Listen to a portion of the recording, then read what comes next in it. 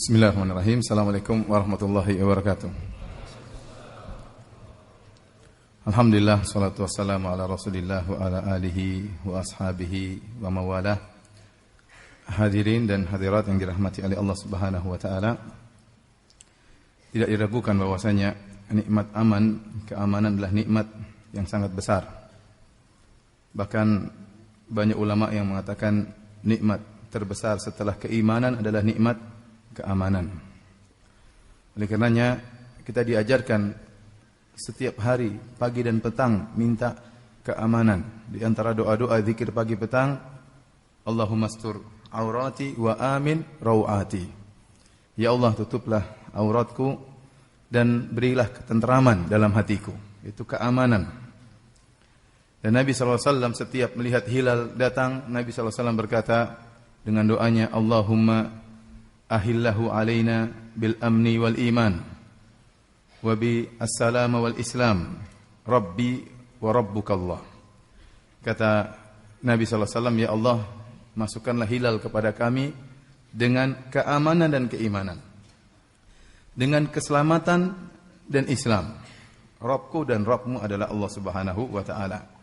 Ini menunjukkan bahwasanya keamanan suatu perkara yang dituntut, ketenteraman hati, ya. Tadi telah disinggung oleh Kapolres, ya, bahwasanya aman itu perlu dalam segala aspek kehidupan. Bahkan dalam beragama perlu keamanan. Kalau seorang sholat ternyata dia tidak merasa aman, bagaimana mau khusyuk, ya? Khawatir sendalnya hilang, ya. Tentu dia pikir, sendal saya tadi saya baru beli mahal, ya. Saya tadi taruh di mana? Ya. Dia mikir taruh di mana, ya. Bakalan diambil, ya. Pokoknya gelisah, takut sendalnya apa? Sendalnya hilang. Oleh karenanya benar dalam Al-Quran banyak Allah mengkaitkan keamanan dengan ibadah-ibadah.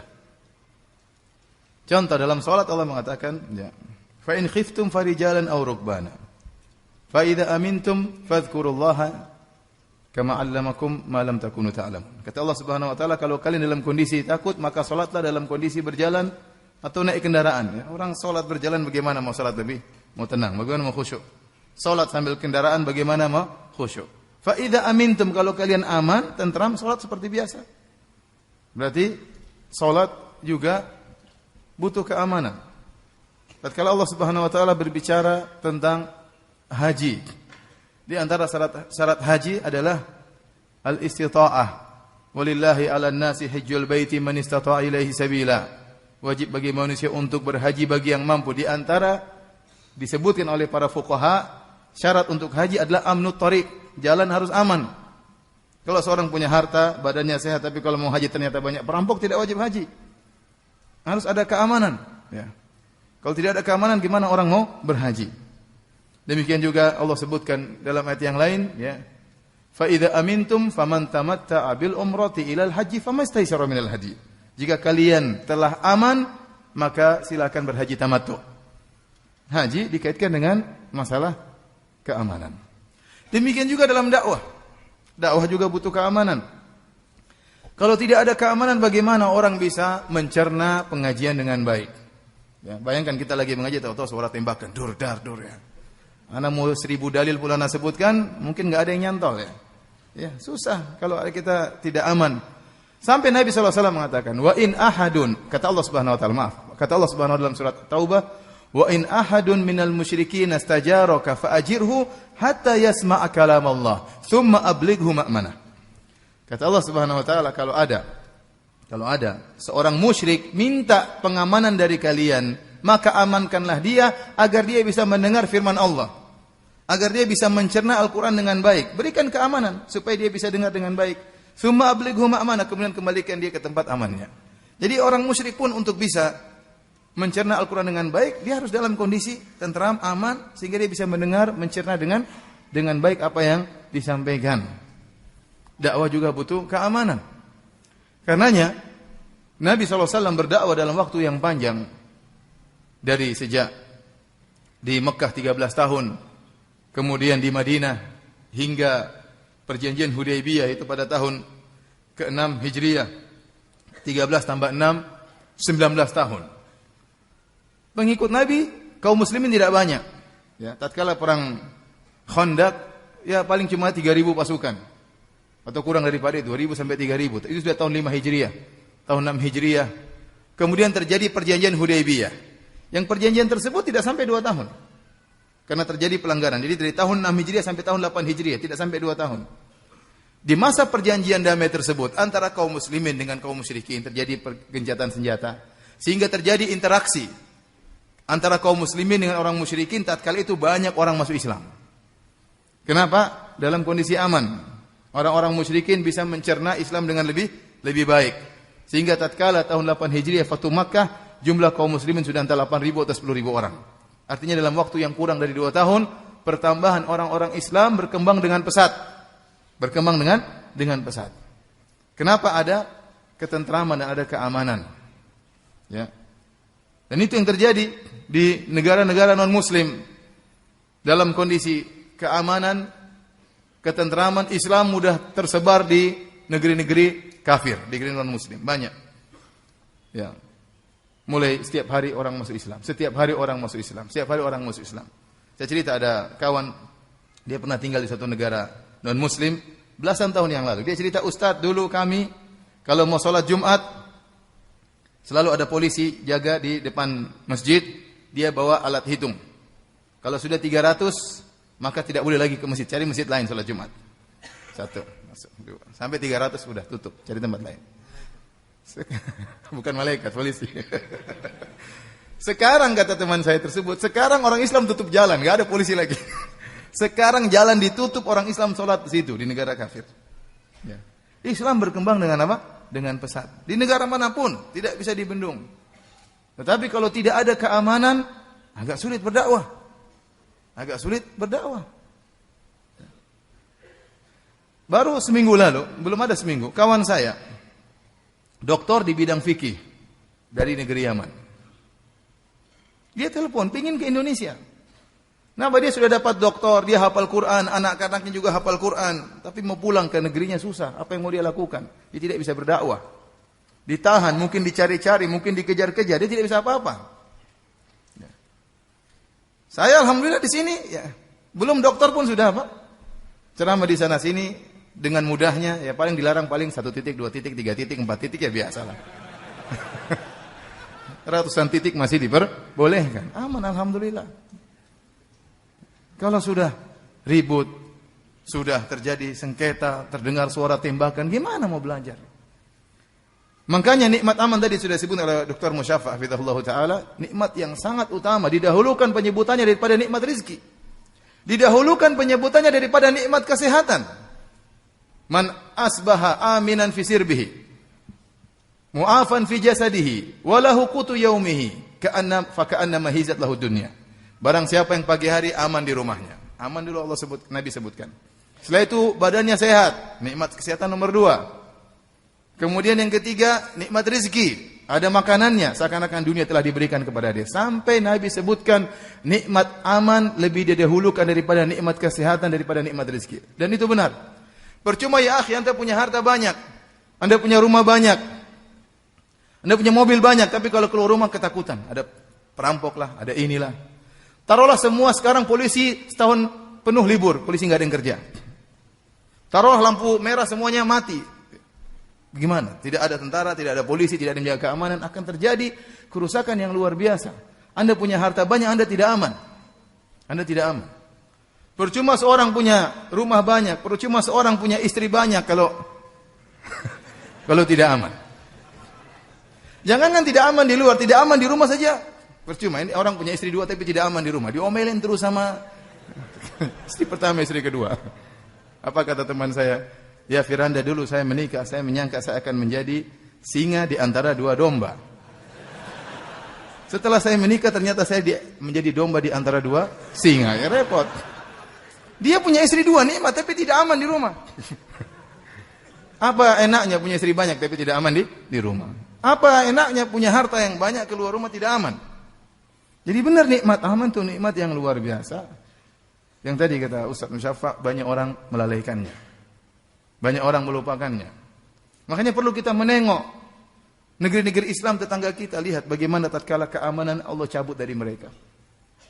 Sama di awalnya Tidak setuju dengan ini, tidak setuju dengan kita harus ini, harus usaha, harus macam-macam. Akhirnya tiba-tiba kehancuran. Tiba-tiba ratusan ribu meninggal dunia. Tiba-tiba orang-orang yang dianggap beragama ditembakin. Sehingga keamanan hilang. Setelah itu yang terdengar hanya jeritan. Wanita diperkosa, anak-anak dibunuh, dan macam-macam. Macam-macam. Saya masih ingat awal-awal sebelum terjadi tersebut, sebagian dai-dai muda di Arab Saudi ditanya, "Ya Syekh, bagaimana hukum kita begini memberontak?" Mereka bilang, "Ayo, dimotivasi untuk memberontak."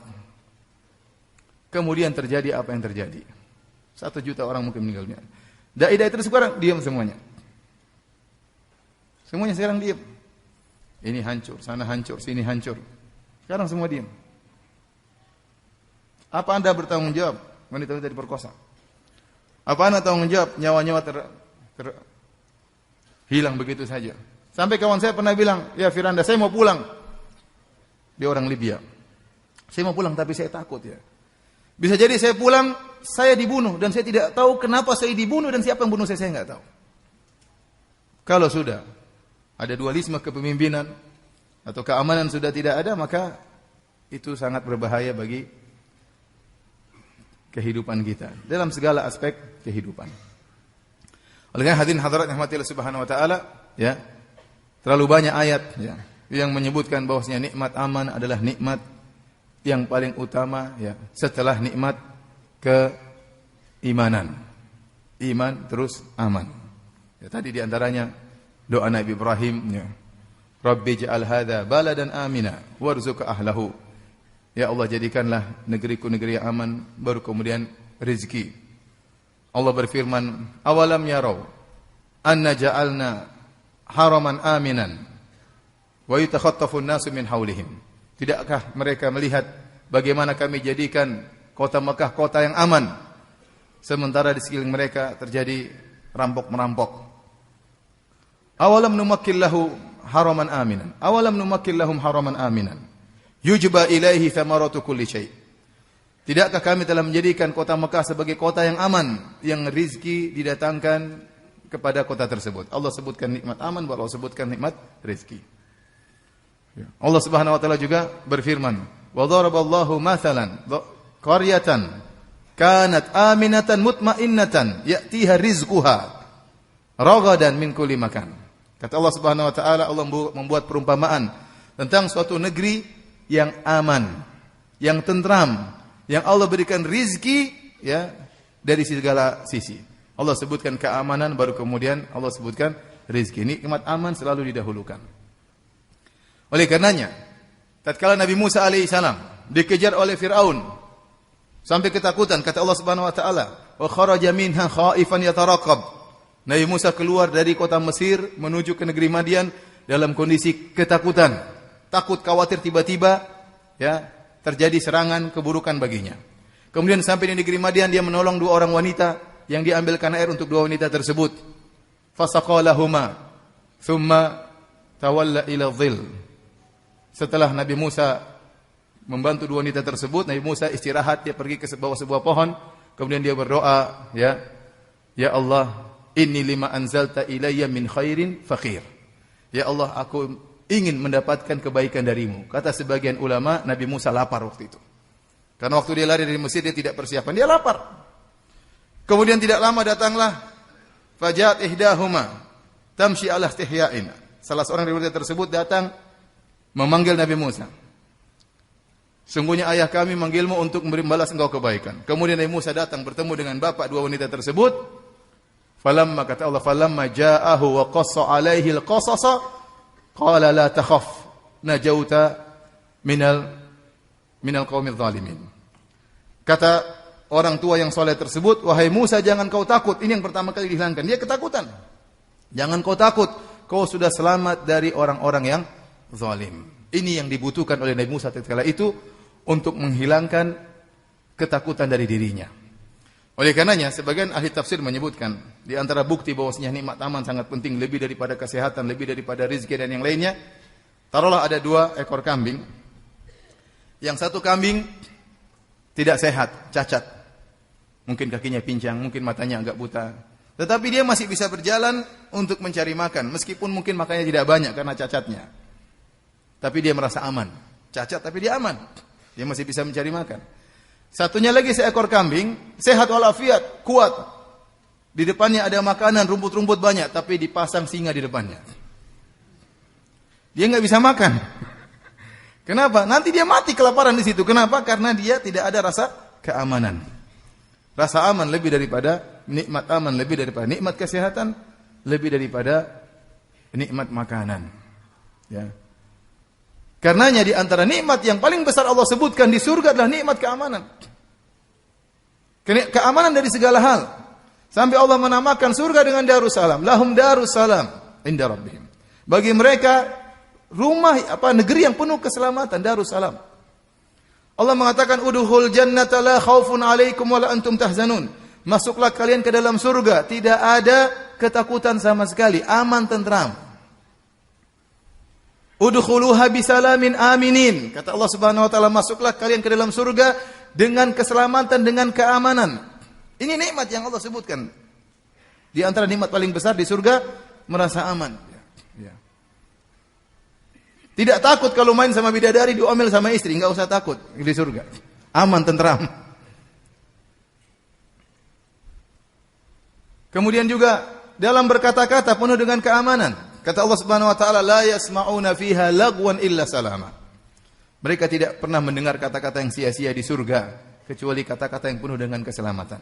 Dalam ayat yang lain, ilaqi wala ta'thima. La yasma'una fiha lagwan wala ta'thima. Mereka tidak mendengarkan kata-kata yang sia-sia dan kata-kata yang menimbulkan dosa, yang menyakitkan hati. Illa qilan salaman salama, kecuali perkataan yang penuh dengan keselamatan. Jadi, ikhwan dan akhwat, saya mengajak diri saya dan antum semua bersyukur kita punya negara Indonesia. Yang saya katakan relatif sangat aman. Antum beraktivitas, berdakwah, ikut pengajian, berdagang, ya. Secara umum aman di mana-mana. Secara umum aman di mana-mana. Ya ada pencurian, ada ini, ada pembunuhan, ini ada, tapi secara umum kita keluar rumah tenteram. Secara umum kita berjalan ke mana-mana dalam kondisi aman. Ini nikmat yang harus kita syukuri dan kita jaga. Dan keamanan adalah kewajiban kita semuanya. Ini nikmat yang harus kita syukuri. Maka jangan sampai kita bertindak, berkata-kata, menulis, provokasi yang menimbulkan satu perkara yang menghilangkan keamanan. Jangan sampai. Terutama para dai. Jangan sampai dia mengucapkan kata-kata, memprovokasi massa sehingga timbul akhirnya hilangnya keamanan, tidak adanya ketentraman. Ya, akhirnya dia akan membuat dosa yang sangat banyak. Oleh karena kita sama-sama berusaha untuk menjaga negeri ini. Ya. Dan saya ingatkan bahwasanya telah tersebar sebagian isu yang mengabarkan seakan-akan kalau orang berpegang teguh dengan Islam berarti dia benci sama negara. Ada dibuat semacam pemikiran seperti itu. Bahwasanya supaya negeri ini aman tentram jangan dikaitkan dengan Islam. Kalau dikaitkan dengan Islam seakan-akan Islam itu menghilangkan keamanan, seakan-akan Islam ingin negara hancur. Ini tidak benar ya ikhwan. Ini tidak benar. Tidak ada pertentangan antara cinta kepada negeri dengan cinta kepada Islam. Tidak ada. Apalagi saya katakan negeri kita negeri Islam. Negeri kita ini mayoritasnya kaum muslimin. Kemudian juga diperebutkan juga oleh perjuangan para pahlawan yang mayoritasnya adalah kaum muslimin. Yang negeri ini merdeka dengan takbir, dengan Allahu Akbar. Ini nikmat yang telah diperoleh dengan perjuangan darah dan raga para pahlawan kita. Jangan kita hancurkan. Jangan kita hancurkan negeri ini. Jaga negeri ini. Itu kewajiban kita untuk mensyukuri nikmat Allah Subhanahu wa taala. Semua orang cinta kepada negerinya. Ya. Apalagi datang syariat menyuruh kita cinta kepada negeri kita, karena negeri kaum muslimin. Makanya para ulama menyebutkan dalam satu hadis, ya, tatkala Nabi sallallahu alaihi wasallam idza qadima min safarin wa basara wa absara darajatil Madinah awdha'a naqatahu. Kata Anas bin Malik, Nabi SAW kalau pulang dari safar, kemudian masuk ke kota Madinah, dari kejauhan dia sudah melihat tempat-tempat tinggi dari kota Madinah, maka dia segerakan gerakan ontanya, dia pacu ontanya supaya cepat sampai ke kota Madinah. Ibnu Hajar dalam Fathul Bari tatkala mengomentari hadis ini berkata, wa fihi dalalatun ala fadlil Madinah. Hadis ini menunjukkan tentang keutamaan kota Madinah. Wa masyru'iyatu hubbil watan wal hanini ilaihi, dan disyariatkannya cinta kepada negeri dan rindu kepada negeri. Kita cinta negeri ini karena negeri kaum muslimin. Kalau negeri ini hancur, yang susah kaum muslimin. Kalau negeri ini kacau, yang susah kaum muslimin. Kita cinta kaum muslimin, kita cinta negeri kita. Oleh karenanya tatkala seorang mencintai negeri ini, terutama dia cinta karena Allah Subhanahu wa taala, jika dia bela, dia berpahala di sisi Allah Subhanahu wa taala. Nabi berkata, "Man qutila duna malihi fahuwa fi sabilillah." Barang siapa yang meninggal karena membela hartanya, dia mati syahid. Kalau dia bela hartanya karena Allah. Wa man qutila duna ahlihi fahuwa fi sabilillah. Barang siapa meninggal karena bela keluarganya, istrinya mau diperkosa, anaknya mau diganggu, dia bela karena Allah Subhanahu wa taala, dia akan fi sabilillah. Maka saya katakan, barang siapa yang terbunuh karena membela negerinya, karena dia tahu negeri kaum muslimin. Di sini banyak masjid-masjid Allah Subhanahu wa taala, sini banyak pengajian-pengajian, sini banyak wanita-wanita muslimah yang harus dia bela. Sini banyak kaum muslimin yang harus dia bela, maka dia insyaallah mati syahid. Mati syahid. Yang tidak boleh kalau seorang hanya membela negeri murni tanpa ada nilai agama, itu tidak ada nilainya. Makanya waktu Nabi SAW ditanya, "Ya Rasulullah, man qatala syaja'atan?" Ya Rasulullah, ada seorang berperang hanya ingin menunjukkan keberaniannya. "Wa man qatala hamiyatan?" Ya Rasulullah, barang siapa yang berperang hanya ingin membela sukunya. "Wa man qatala ghadbanan?" Barang siapa yang berperang hanya sekedar marah-marah. "Ayu dzalika fi sabilillah?" Siapakah yang di jalan Allah? Maka Nabi mengatakan, "Man qatala litakuna kalimatullahi al-ulya fa huwa fi sabilillah." Barang siapa yang berperang supaya kalimat Allah yang tertinggi, itulah yang mati syahid. Maka tatkala kita membela negeri ini, kita kaitkan dengan Islam. Bahwa ini negeri kaum muslimin, banyak wanita-wanita muslimah, banyak anak-anak kaum muslimin, banyak masjid-masjid Allah Subhanahu wa taala. Kita bela karena Allah Subhanahu wa taala, maka insyaallah kita berpahala di sisi Allah Subhanahu wa taala. Bagaimana kemudian seorang membuat pemikiran bahwasanya Islam mengajarkan tidak cinta kepada NKRI? Ini tidak benar. Dalam Islam semua perkara yang bisa menghilangkan keamanan diharamkan. Dalam banyak hadis, membuat tetangga tidak aman, iman seorang bisa dicabut. Apa kata Nabi sallallahu alaihi wasallam? Wallahi la yu'min, wallahi la yu'min, wallahi la yu'min. Demi Allah tidak beriman, demi Allah tidak beriman, demi Allah beriman. Siapa ya Rasulullah? Khaba wa khasir. Sungguh merugi orang ini. Sampai Nabi bersumpah 3 kali tidak beriman. Kata Nabi sallallahu alaihi wasallam, "Man lam ya'man jaruhu bawa'iqahu." Seorang yang tetangganya tidak merasa aman dari gangguannya. Kita menghilangkan keamanan dari tetangga, iman kita menjadi taruhannya. Dalam agama mana, mohon maaf, yang mengajarkan detail seperti ini? Sampai tidak boleh mengganggu apa? Tetangga. Islam. Nabi SAW bersabda, "Al-muslim man salimal muslimuna min lisanihi wa yadihi." Seorang muslim yang sejati, yang kaum muslimin yang lain selamat dari gangguan lisannya dan gangguan tangannya, anggota tubuhnya. Ini dalil bahwasanya seorang harus menjaga keamanan. Jangan sampai mengganggu orang lain. Jangan sampai menghilangkan ketentraman, keamanan orang lain. Kata Nabi SAW, "La yahillu li muslimin an yurawi'a musliman." Tidak halal bagi seorang muslim untuk menakut-nakuti muslim yang lain. Tidak boleh. Nabi SAW juga melarang, "La ya'khudhanna ahadukum mata akhihi." Jangan sampai seorang mengambil barang temannya gara-gara bercanda atau serius, tidak boleh. Misalnya temannya tidur, kemudian dia ambil HP-nya. Kemudian temannya bangun, "HP saya mana?" Dia ketawa-ketawa. Ini enggak boleh dalam Islam. Enggak boleh. Ente bikin dia gelisah. Enggak boleh. Haram hukumnya. Nabi bilang haram hukumnya. Sampai seperti itu. Ini menunjukkan keamanan perkara yang sangat diagungkan dalam syariat Islam. Jangan mengganggu ketentraman orang lain.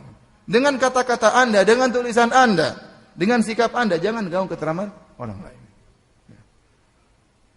Maka para hadirin dan hadirat Allah Subhanahu wa taala, saya ingatkan bahwasanya kita ini sedang dalam kenikmatan yang sangat luar biasa. Nikmat keamanan, nikmat ketentraman. Berkacalah dan lihatlah bagaimana negeri-negeri Islam di sekitar kita yang keamanan mereka sudah hilang atau mulai sekarang terganggu keamanannya, maka janganlah sampai kita seperti itu. Apa yang telah akan terjadi di negeri kita? Ya, seperti disebutkan tadi oleh Pak Polisi dengan adanya pemilu. Ya sudah, silakan milih. Anda pilih yang menurut Anda lebih baik. Jangan lupa berdoa, yang paling utama. Tanpa harus kemudian berkelahi, ya. Kemudian membuat kedustaan, menyampaikan kabar-kabar dusta, men-share kabar-kabar dusta, dan itu sangat berbahaya. Nabi SAW pernah diperlihatkan tentang seorang yang disiksa di alam barzakh, di alam kubur. Dia duduk, kemudian datang laki-laki yang lain merobek mulutnya sampai ke lehernya. Setelah itu laki-laki tersebut pindah ke sebelah kiri, mengambil besi, merobek mulut sampai ke lehernya bagian kiri. Setelah itu pindah lagi ke sebelah kanan, yang ini sudah sembuh, dirobek lagi. Ini sudah sembuh, robek lagi sebelah kiri, sampai hari kiamat kelak disiksa demikian. Nabi waktu bertanya, siapa orang ini? Maka dijelaskan kepada Nabi, adalah seorang yakdzibu bikadzbah. Dia berdusta dengan satu dusta. Kemudian fatuhmalu anhu, kemudian dusta tersebut disebarkan, di-share. Hatta tablughul afaq, sampai tersebar ke seluruh penjuru. Maka dia disiksa demikian sampai hari kiamat. Gara-gara satu dusta, di-share darinya, tersebar ke segala penjuru. Saya sering sampaikan, kalau ini di zaman dahulu susah. Seorang berdusta, ingin kedustaannya tersebar ke seluruh alam semesta, susah. Dia harus sewa seorang yang mungkin punya kuda, kemudian pergi ke sana, pergi ke utara, ke selatan, ke barat, ke timur, untuk menyebarkan kedustaan tersebut. Kalau zaman dulu susah. Ya, kalau zaman sekarang ingin berdusta sangat gampang. Dia bikin berita hoax, kemudian dia enter, selesai. Tersebar ke seluruh Indonesia. Kemudian segala sesuatu sudah terjadi, sudah selesai, pemilu sudah selesai, pilihannya menang atau kalah. Entah dia menang atau dia kalah, semua ucapannya, semua catatannya, semua komentarnya, semua kritikannya, semuanya tetap tercatat di catatan malaikat. Kedustaannya tetap akan diminta pertanggungjawaban oleh Allah Subhanahu wa taala. Apakah pilihannya menang atau kalah? Oleh karena ikhwan, jangan sampai ya, ada kejadian-kejadian di negeri kita ya, kemudian menjadikan agama kita tergadaikan. Hati-hati. Anda silakan pilih yang menurut Anda baik. Silakan pilih tanpa harus mengorbankan agama Anda. Dan tetap menjaga keamanan. Dan kita berdoa kepada Allah Subhanahu wa taala, semoga Allah tetap menjadikan negeri kita negeri yang aman dan tentram ya. Dan seterusnya sehingga kita bisa mudah untuk beribadah kepada Allah, mudah untuk mentauhidkan Allah Subhanahu wa taala, dan semoga kita bisa menjalankan aktivitas kehidupan kita dengan baik dan damai. Demikian, wallahu a'lam bishawab, sedikit yang saya sampaikan. Ini pertanyaannya. Oh, hadiah. Ini pertanyaan untuk Ustaz Musyafa ya. Ustaz Musyafa sudah pergi, dia ada acara lagi. Ini hadiah bagi yang bisa menjawab pertanyaan. Siapa yang bisa sebutkan dalil bahwasanya nikmat aman lebih utama daripada nikmat kesehatan?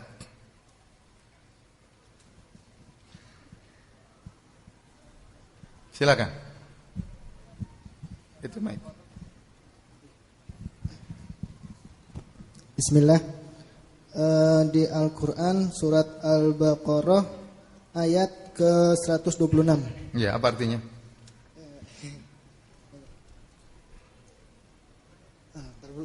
Saya juga nggak tahu nomor itu. Apa bunyinya, apa artinya? Doanya Nabi Ibrahim maksudnya? Iya, betul. Oh, ya. Doa Nabi Ibrahim memohon untuk keamanan di negerinya dan setelahnya minta rezeki. Enggak, pertanyaannya bahwa nikmat aman lebih utama daripada nikmat kesehatan. Bukan nikmat rezeki dan makanan. Tapi karena antum sudah berusaha tetap dapat hadiah. Silakan. Siapa yang bisa jawab pertanyaannya lagi? Ya, coba antum yang baju putih sini. Berdiri. Ya, apa jawabannya? Hadis dari Nabi sallallahu alaihi wasallam, Rasulullah SAW bersabda gimana? Fi sirbihi.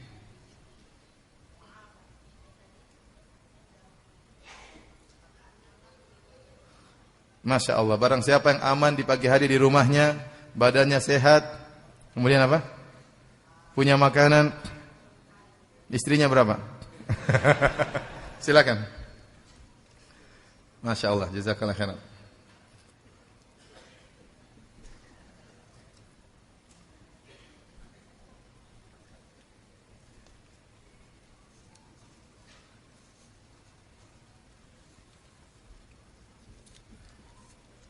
Pertanyaan berikutnya,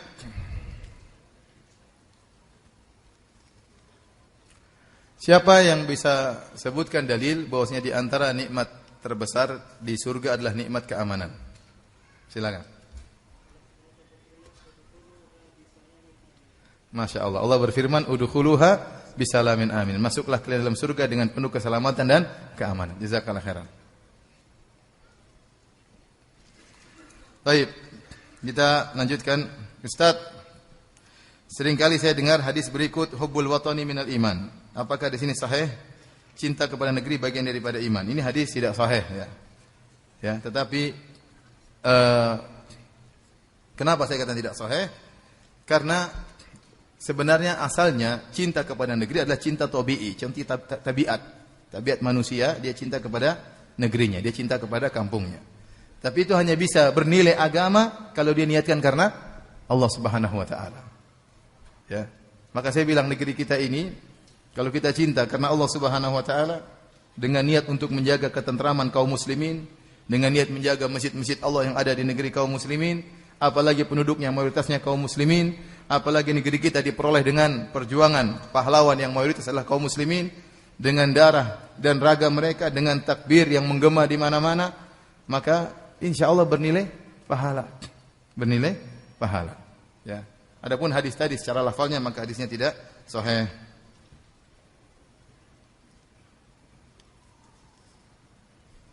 Ini pertanyaan juga ada pertanyaan umum. Apakah kakak laki-laki bertanggung jawab terhadap adik perempuannya walaupun adiknya sudah berumah tangga? Kita katakan namanya kita bersaudara, ya. Bersaudara, ya. Tetap kita saling memperhatikan. Orang yang paling utama kita perhatikan adalah yang terdekat. Orang tua kita, kemudian kakak dan adik kita.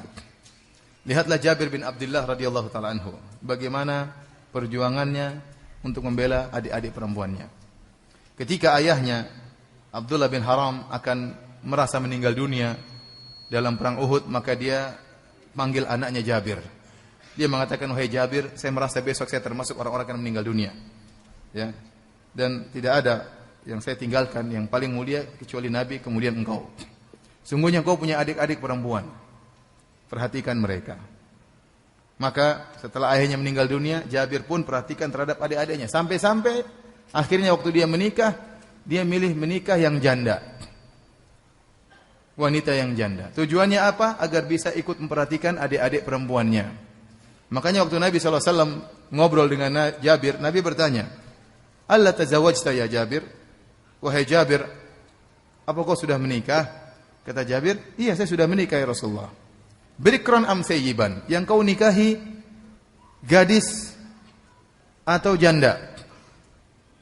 Antum maunya apa? Gadis apa janda? Gadis kan ya?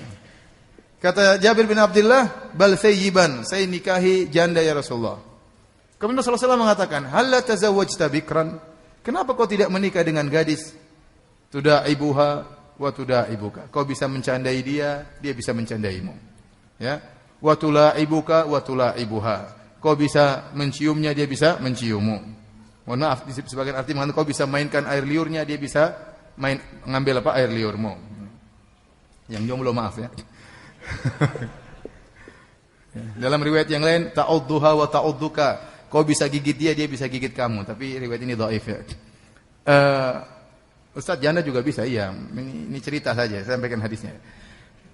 Jadi intinya Nabi menganjurkan dia untuk menikah dengan gadis. Tetapi Jabir cerita, ya Rasulullah, bukannya dia tidak mau gadis, tetapi ada adik-adik perempuan yang harus dia perhatikan. Sampai-sampai kepentingan duniawinya dia korbankan demi untuk perhatikan adik-adik perempuannya. Maka saya katakan seperti pertanyaan ini, dia punya adik perempuan sudah nikah, bukan berarti lepas tangan. Namanya Anda punya adik perempuan. Kalau ternyata dia ada keperluan, kalau kita bisa bantu, kenapa tidak bantu? Kalau dia ada kesalahan, kita nasihati, kenapa tidak kita nasihati? Ya. Sama demikian juga orang tua sama anak. Bukan berarti kalau anak perempuan kita dinikahi laki-laki lain, selesai lepas tangan. Tidak ada seperti itu. Selama kita masih ada tali persaudaraan, tali kekerabatan, tetap hubungan berlanjut terus. Ya. Dengan menasihati atau dinasihati, dengan membantu atau dibantu. Ya. Jadi jangan ada istilah lepas tanggung jawab, nggak ada. Ya. Tetap saja kita berusaha semampu kita membantu saudari kita dan saudara kita.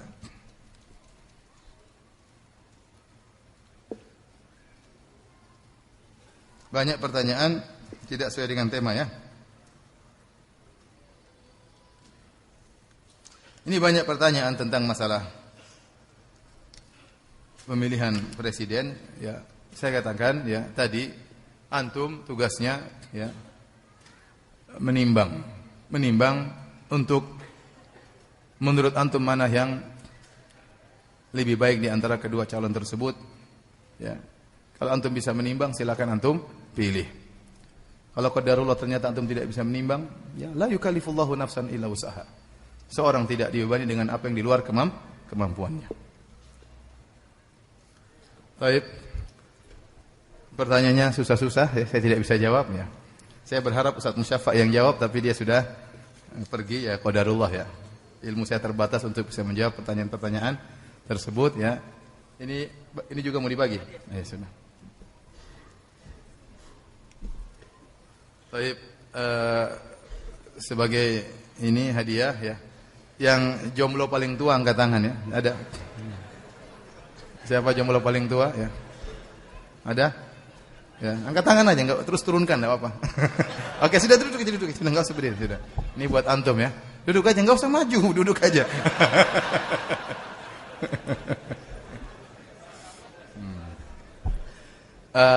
Yang paling tua angkat tangan silakan. Yang paling tua, Bapak-bapak.